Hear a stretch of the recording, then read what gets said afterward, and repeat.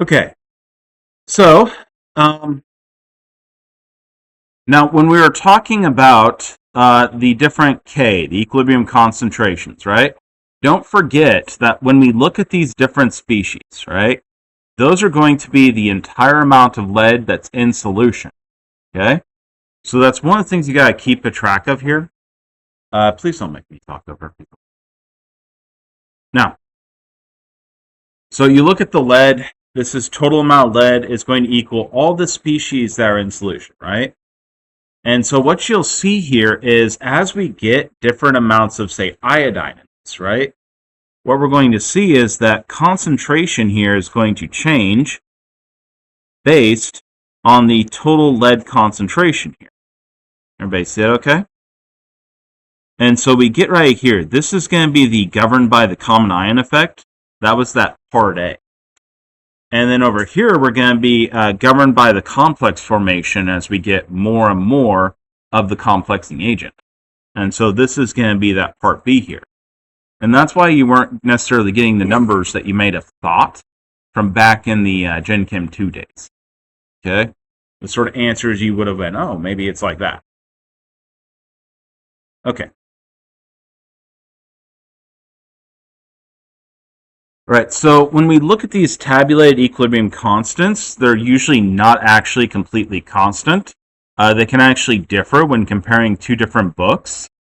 This discrepancy actually occurs because the constant may have been determined under different conditions, sometimes using different techniques, and so you can have differences from those. Okay, there's also just some out-and-out errors that are actually quite amusing. For example, organic chemistry books, a lot of them have an error in the Ka for hydrogens. And it's because they just totally miscalculated and didn't understand what they're looking at. And then went into books. And it's been that way for like 50 years. It's slowly working its way out, but it takes a while apparently. So remember that when you're looking at complexation of that metal ion, okay? It's going to depend on the metal ion. So for example, this right here is actually this metal ion would be binding to water. And to dissolve, that's actually how metal ions dissolve. They bind to water. Okay. Typically, that will be 6 waters around the majority of metal ions, though as you get smaller, you can have less than 6 because it just can't fit 6 around. Right? But that's the optimal dissolving pattern typically. And so this kinetic process where we have these waters coming in and out here, okay, this is actually going to again depend on your metal ion. And you'll notice that we don't have a charge here because that charge would be the metal ion because waters are neutral here. Okay? Everybody okay with that so far? Okay. So the rate of exchange for individual H2O ligands in this varies over 20 orders of magnitude if we were to look at the tabulated values. Does everybody understand what 20 orders of magnitude is? That's the number of zeros, right? So that's absolutely massive range. Okay? Okay, so this right here is actually that kinetic rate for water exchange. Let's talk a bit more about acids and bases. So we have our KSPs, which are going to be for the solubility products, right? Everybody good with that so far? Okay, we have our K values. They could be KCs and concentrations. We could be KPs, which are pressures, right? And then we have our complex formations, okay? Those ones are a little bit more complicated. Sometimes they're betas, and sometimes they're K1, K2, K3s. It kind of depends on what exactly you're talking about. But those are the ones we were just seeing in a moment ago. And they're the various different soluble species that you can form in that water body. Okay? Okay, so the next one we're going to talk about is Kas and Kbs. Now, these previous equilibrium constants, they had a fairly simple relationship between moving back and forth. Like if you're talking about solubility versus you're talking about complex formation constants, they're just inverses of each other, right? You're literally going back and forth in the same relationship. Okay? So when you're talking about forming a solid here, you're literally just talking about backwards, right?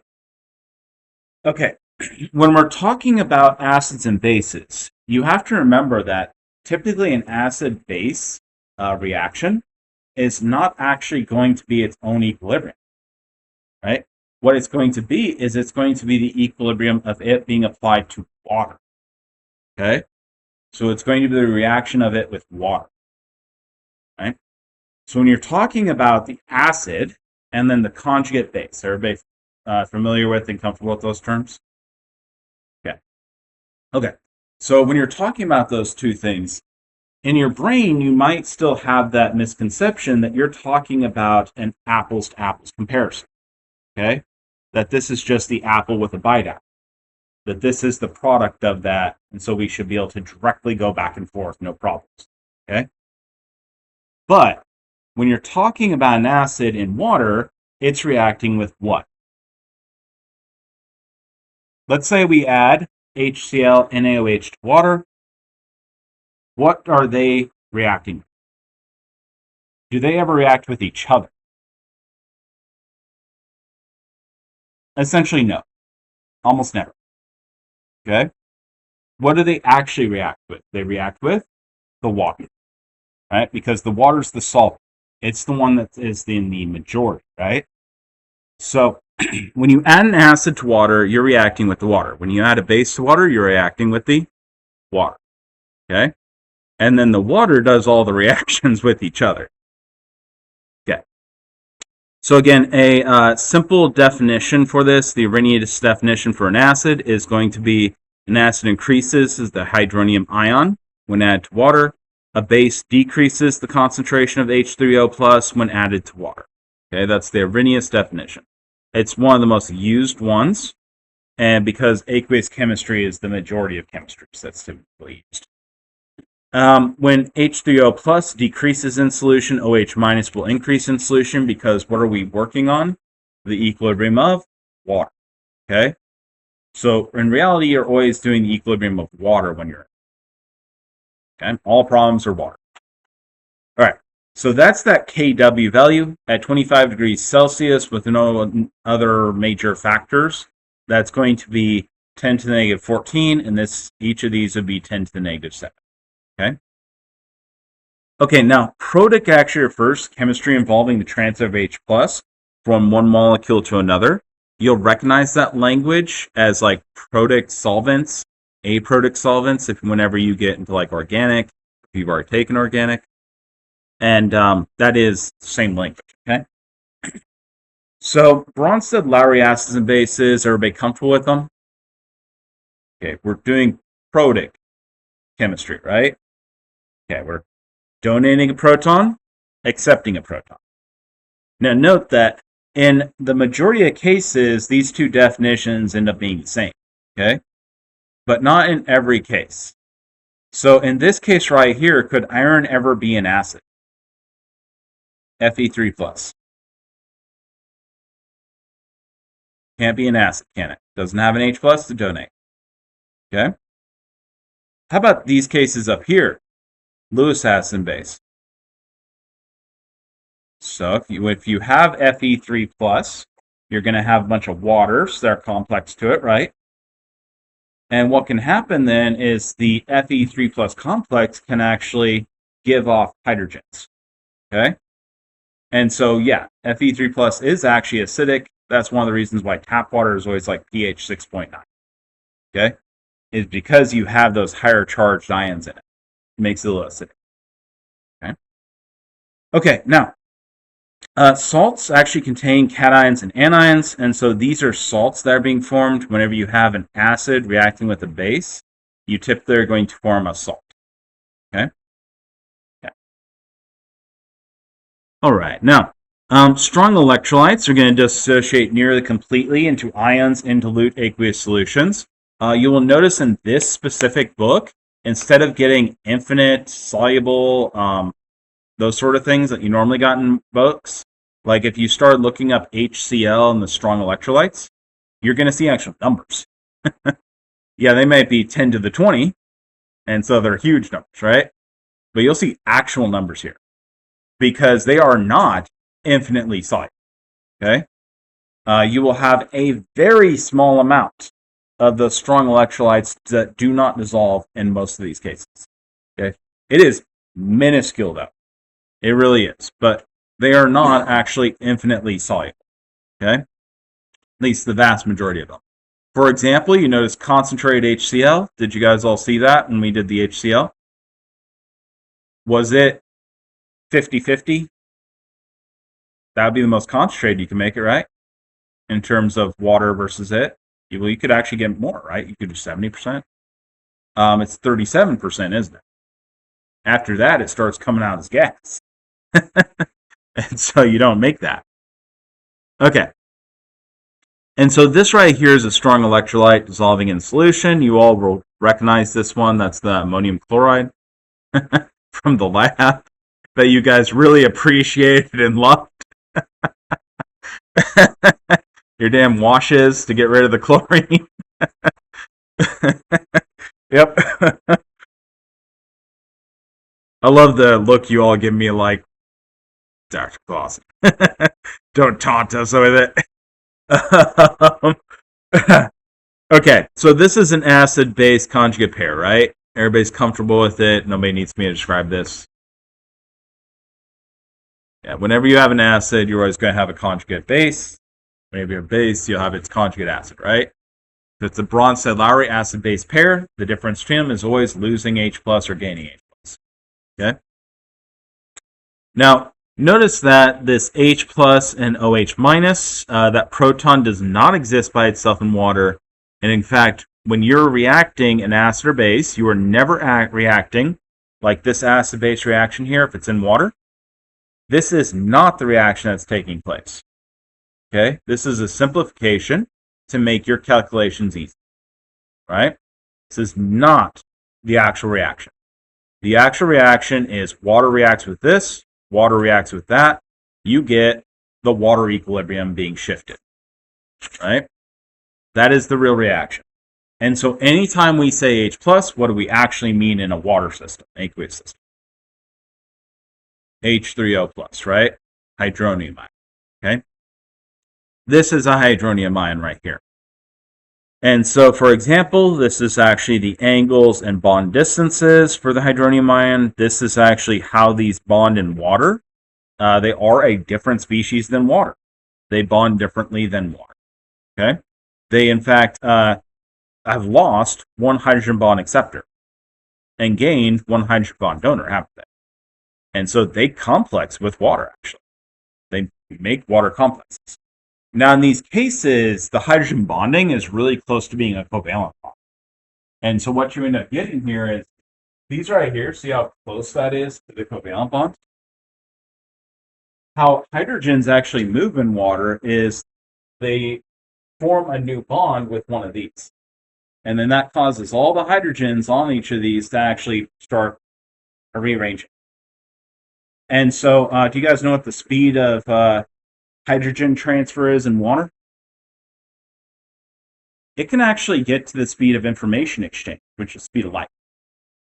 Okay? So if you add a drop of acid and a drop of base, and you did it a light year away, you could have the reaction happen within 1 year. It could transfer within the speed of light. Yeah. Because what will happen is the hydrogens on the waters over here will react, right? And then they'll exert a pull, which will be a magnetic pull, electromagnetic pull. And this side will do the opposite, right? And you'll get your electromagnetic pulls that'll move at light speed. Okay? Anyways, that's kind of fun, little interesting thought experiment, but it's ultimately it doesn't matter that much for here. But know that hydrogen reactions can happen extremely fast. Because if you have an H plus in water, they can exchange them without moving the hydrogen's major distances. They just have to move them that tiny little amount, about 100 picometers, right? That's all you have to move a hydrogen to get the reaction.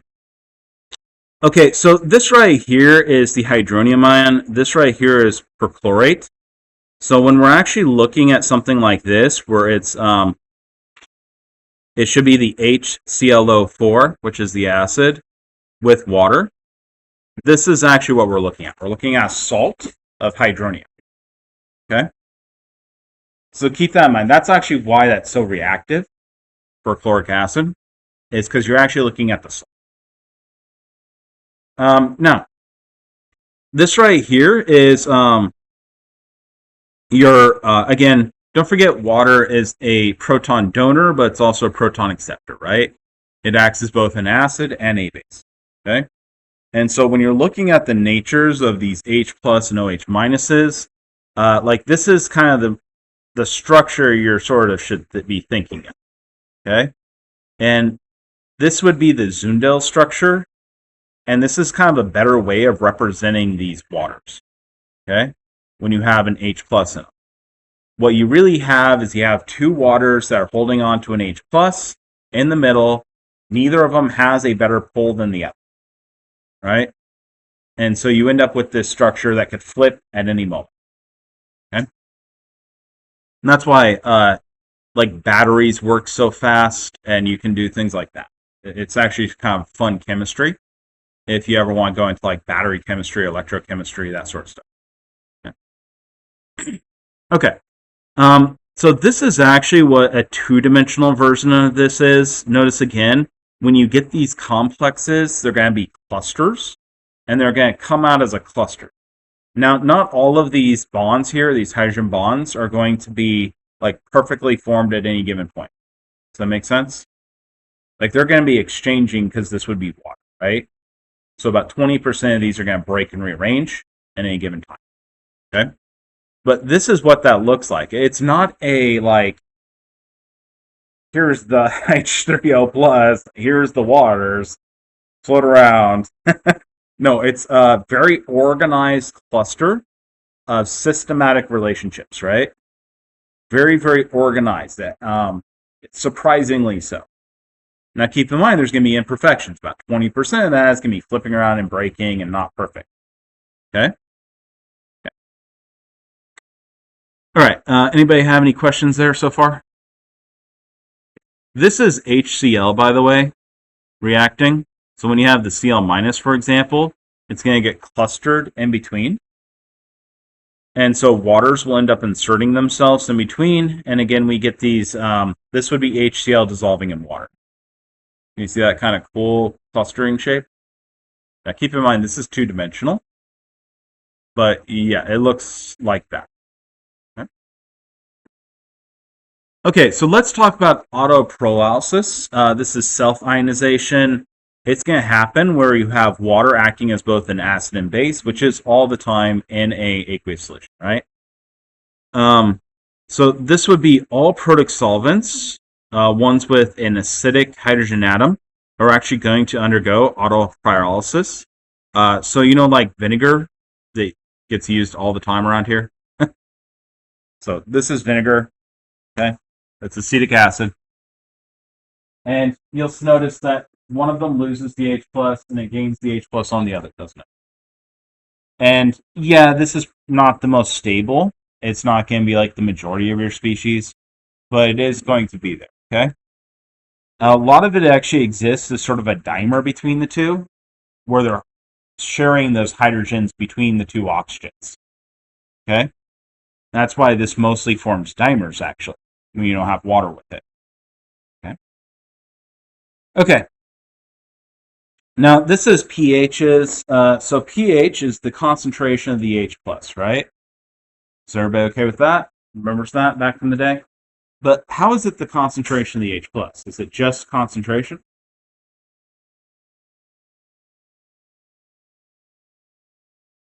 The negative log, right? So you have to remember that when we're talking about these concentrations, and in fact most concentrations, binding effects, those sort of things, are actually better represented by a logarithm scale. So when we're talking about pH, it's going to be the negative log of the H plus concentration, right? When we're trying to get H plus concentration, this is going to be 10 to the negative power of the pH, okay? Okay, so at 25 degrees Celsius, you would actually see that this would be, if we're looking at pH plus pOH, this would be the pKw, by the way, negative log of the Kw. this value would be 14.00 at 25 degrees Celsius. If we're looking at the Kw value, this would be 1.01 times 10 to the negative 14. Okay? And that would be the H plus times the OH minus concentration. Notice that as we change temperatures, what's going to happen to our Kw value? It changes, doesn't it? Yeah. And notice that if you take this concentrations then and modify them, you're actually going to end up with different values. So as you heat and cool an acid-base solution, you're actually going to shift the equilibrium marker. Okay? Just like any other equilibrium constant, in fact. Equilibrium constants change with temperature, right? Okay. And this is actually the tabulated of how that changes. See the pKws here? I usually prefer to work in pKws, and I just go 10 to the negative power here, and don't use these at all. Okay? I find that much easier to work in. Okay, so calculate the concentrations of H plus and OH minus in pure water at 25 degrees Celsius.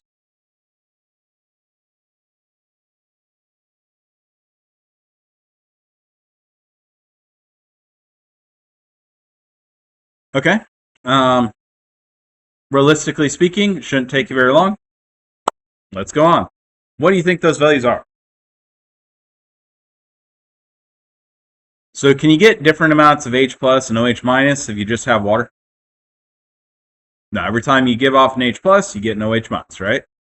And so to get 10 to the negative 14, which is the 25 degree value, we have to have the same number, which is 10 to the negative 7, right? Now, you'll notice if we take the negative log of this value, what is that value? pH 7. And so neutral solutions are pH 7. Their pOH would be 7. pOH being the negative log of the concentration of OH minus. Okay, now, what do you think it looks like if you do 0, by the way?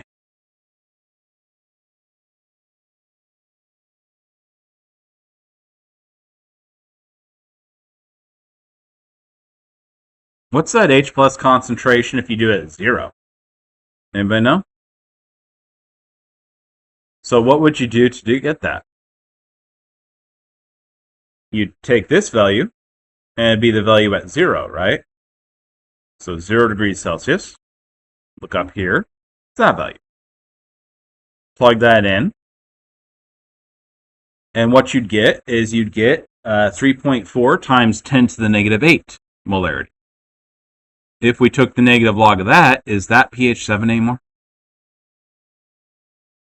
No, it's not pH 7. Okay? Now, that doesn't mean it's basic, because it does not have a difference in H plus versus OH minus concentrations. Okay? Your dividing point of what is basic and acidic changes with temperature. Okay?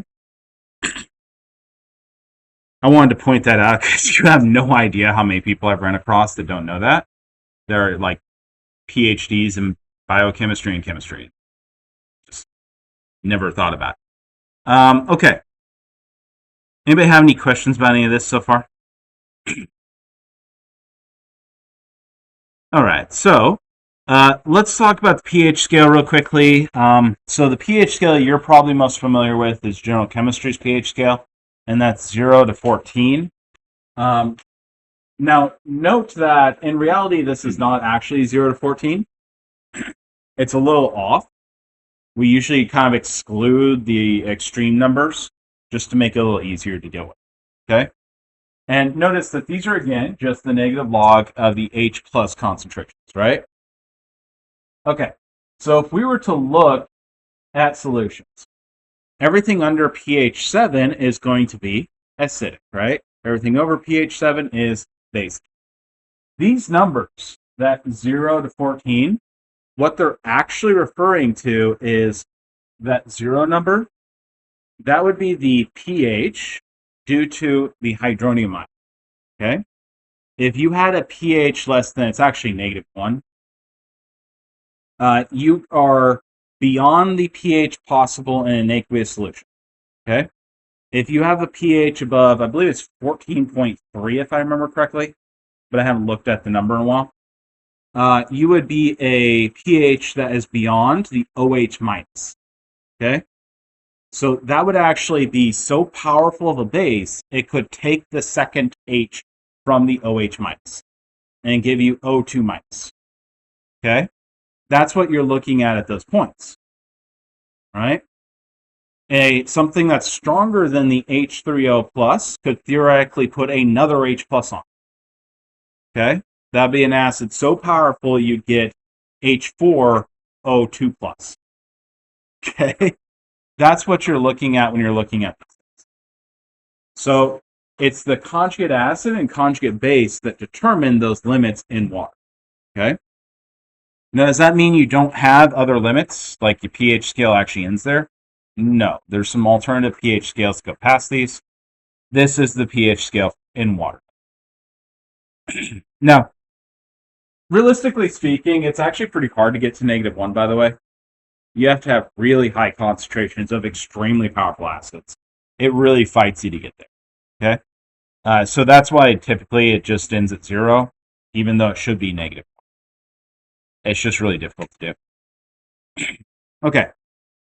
What's a strong acid, strong base?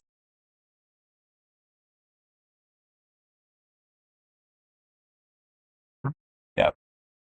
Basically fully dissociates, right? Okay. Does it have anything to do with reactivity? No. Yeah, if something reacts with an acid, it'll react with strong acid really well, right? But reacts with a base, it's going to react with a strong base really well. But nothing to do with reactivity. That's purely just strong electrolyte, weak electrolyte, same thing. Breaks apart, dissociates completely. Okay? In reality, they don't actually dissociate completely, but they come pretty dang close. Right? So whenever there's no sharp distinction between strong and weak, for the strong acids and bases, the equilibrium constants are very large. If we look at the compounds that are listed as strong, typically you want to kind of memorize those-ish, because it's just easier to know the 7 strong acids. There's actually a few more that can be considered strong acids, rather than having to try to figure it out every time. Okay. Anything that is not listed as a strong acid is a what type of acid? Weak acid. And again, that would be a weak electrolyte, right? This right here is going to be your strong acids and your strong bases that you typically have to worry about. Notice your strong bases are typically group 1, and no paraffin, all right. Group 1 with the OH minuses, right? So those are going to be your strong bases typically. Notice that you can actually get the ammonium ion. So remember we used ammonium hydroxide? Strong base. Okay. That one's actually pretty reactive, by the way. Strong bases in general are pretty reactive with humans. So that's why that had the hazard list. These are your strong acids. Anybody have any questions so far? This right here, this is called a diprotic acid, right? You can give off 1 H plus, and there's a second one to give, right? Okay.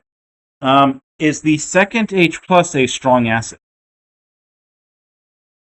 If we lose one of the H pluses, that was a strong acid, right? They'll dissociate mostly to completion. If the second one actually does not come off very well, okay? Because you have a negative charge on it, it'll be much harder to get off. Okay. Anybody have any questions?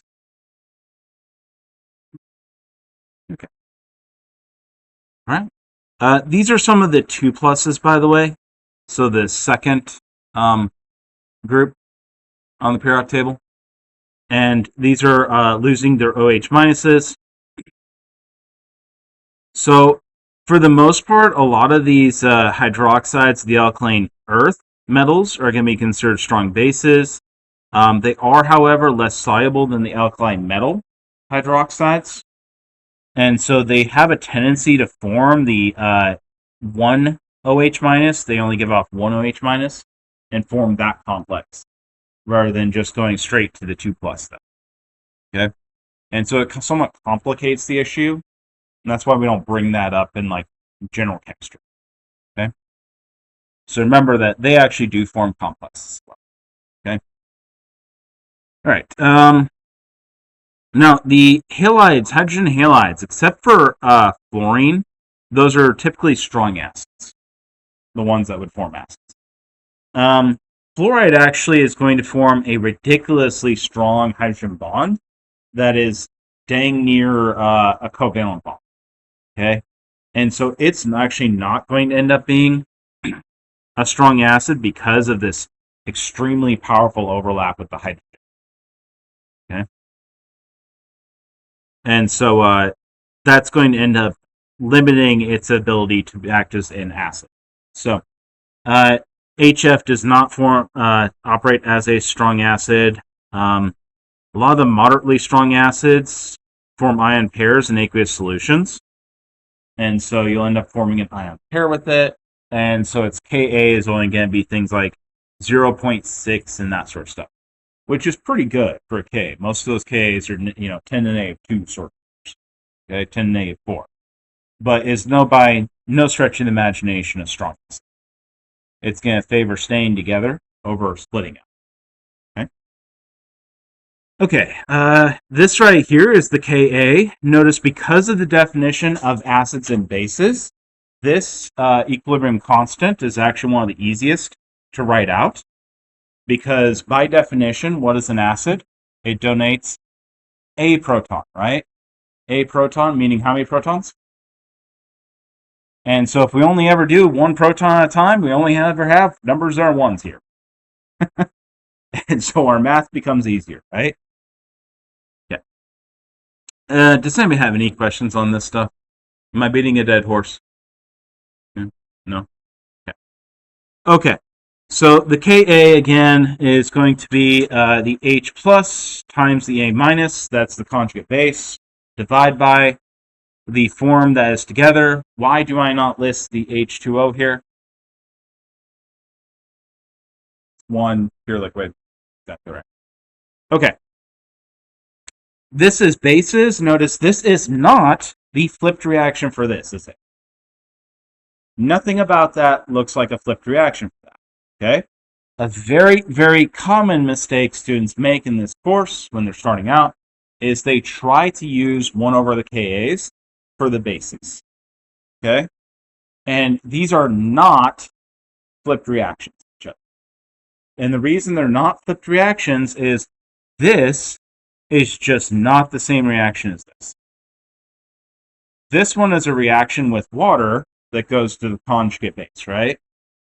This is a reaction of the base with water again that goes to the conjugate acid.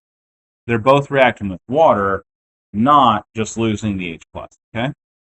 So you got to remember you're going through water for these. Okay, so the Kb, this is the basicity constant. It's going to be small for weak acids, large for strong bases. Excuse me. Notice that these values do, in fact, have a relationship. They go through Kw to get that relationship. But if you have a strong acid, its conjugate base, is that going to be weak or strong? So a strong acid's conjugate base is going to be an extremely weak base, right? If you have a strong base, its conjugate acid is going to be extremely weak, okay? And so there's a popular saying, that is, the strength of an acid is the weakness of its conjugate base, okay? If you have one that's strong, the other is very weak. And vice versa. If, the stronger one is, the weaker the other. Okay. Anybody have any questions there so far? Very good. All right, so these are some common classes of weak acids and bases. Probably the most common for most of you to actually run into, because we have a very biochemistry heavy program, and it makes sense. You're all humans. So now is carboxylic acids. You've all seen carboxylic acid, right? As in the acid for amino acids, right? Or the acids and soap. The acids basically everything biological, right? So carboxylic acid's right there. The carboxylic acids, these are weak acids. The carboxylate anions, which is the conjugate base here, these are weak bases. Okay? And so there it's a weak acid, weak base set. This is the Ka value. You'll notice that the majority of the carboxylic acid actually stays together in this form. Okay? So when you have a solution, you'd actually have the majority in this form here. Okay, this is methylamine. This is a very typical weak base. Amines are weak bases. Ammonium ions are actually weak acids here.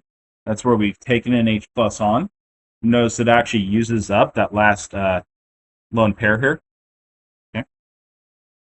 So when you are this form here, this is no longer a hydrogen bond acceptor, in case you get ever curious. Okay. Notice again, it's a weak base, weak acid set. The parent of all amines is ammonia. And so if you add a base to these that's stronger than the amine, you'll actually get free amines and free ammonias. Okay? And that's why they stink if you ever do that. They smell kind of like a rotten fish. Okay? All right, so these are some of the acidity constants and the different metal ions here. So whenever we have metal ions here that have enough charge to make a pretty strong complex, they're actually going to stabilize water losing an H+. And so those metal ions can actually act as weak acids. And the weak acid itself is going to be the metal water complex. Okay? And so these are the acidity constants for these. Does anybody have any questions there? Lose somebody. No? Fantastic. Now, polyprotic acids and bases is just going to mean that you can take on multiple H pluses, 2 or more. You can actually say diprotic, triprotic acids, bases. That would mean 2 and 3. Barely anybody ever uses it. I don't know what to tell you there. I guess we're just that lazy in chemistry. But yes, polyprotic, multiple H plus. Okay. Theoretically, you could have a quadprotic, 4 H pluses. It would just be very incredibly weak after you try to get the 4th H plus off. Okay. Typically, it'd be triprotic would be the limit of you actually encountering it. When you lose the first H plus, that's going to be the easiest one to lose. Typically, this is going to go down to a 10 to the negative 3 amount. Okay, third order difference. When you try to lose the next H plus, because you've gained a negative charge each time you lose an H plus. When you work with a polyprotic acid or base, just work at it. Literally lose the first H plus, work the problem. Lose the second H plus, work that problem using the numbers from the first one. Okay? And just go down the chain like that for all polyprotic acids and bases. These would be noted as Ka1, Ka2, Ka3 for the equilibrium constants. So Ka for it being an acid, and then 1, 2, 3 for the protons that you've coming off. First proton off, second proton off, third proton. This is phosphoric acid, by the way, or phosphate, as in the phosphate, like inorganic phosphate for DNA's backbone, or ATP losing inorganic phosphate. And this is actually how it reacts with water. This is the base here, reacting with water. We get 1H on there, and that's the Kb1. Notice it's actually pretty decently basic. Like, yeah, it's a weak base, but that's actually pretty high for a weak base. Okay. This right here is going to be the second one. Notice again, we went way down there. Okay. And so at this point, this could actually be, this is kind of part of the way between being an acid and base. Okay. That's why the majority of the phosphate you see is in this equilibrium right here. Right? At least physiologically. This one at this point right here, this would be the last H plus coming on. Notice that number is extremely small, right? If you take Kw divided by that number, you'd get the Ka. And so that number there actually tells you that that's actually usually an acid. It would actually do the opposite most of the time. Okay. Okay. This is carbonic acid. Does anybody know what carbonic acid is?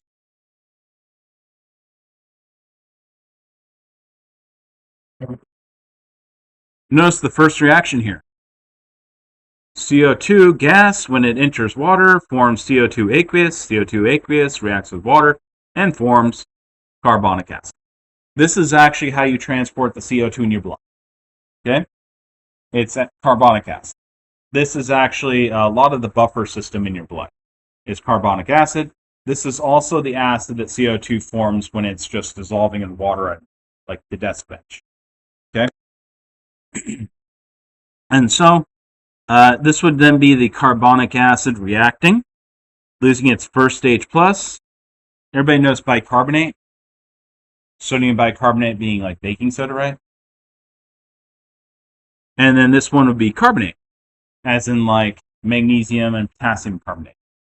Okay? And so these are the K1, K2 of carbonic acid. These right here would be the K values for these two reactions. Anybody have any questions there? Okay. Good. All right, so I think I need to go more through this. Do you guys have any questions, though?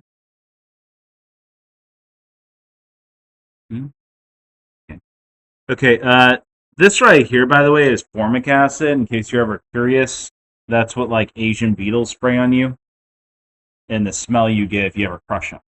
That, like, fresh grass smell. Okay? Also, some forms of ants spray that on you. That's that, like, bite you experience. Okay. So this is the relationship of Ka and Kb. Notice that they go through Kw. Okay?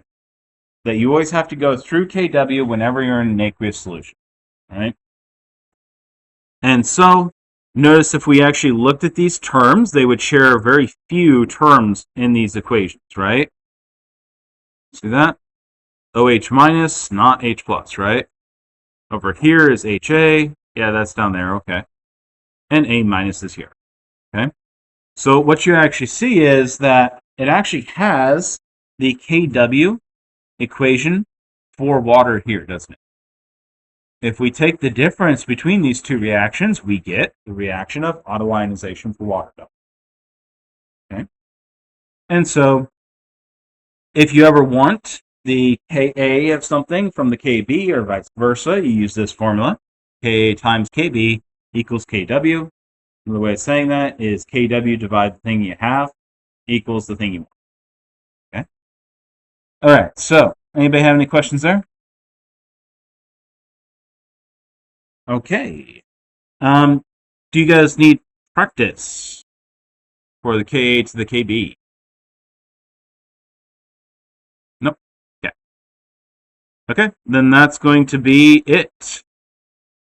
This is the polyprotic and conjugate bases right there. So notice again, it's just going to be the conjugate base for the first reaction. Goes into the second one, right? And we just keep doing that each time. Notice that if we want to go backwards in these, we just use Kw divided by. We can go backwards. Okay? Okay. This is shorthand for organic structures. Does anybody have any questions about the shorthand for organic structures? That's called the line edge formulas. No? Everybody's familiar with those? Okay, this is benzene. It has the alternating double bonds that give it that overall ring. What time am I? Oh, right on time, huh?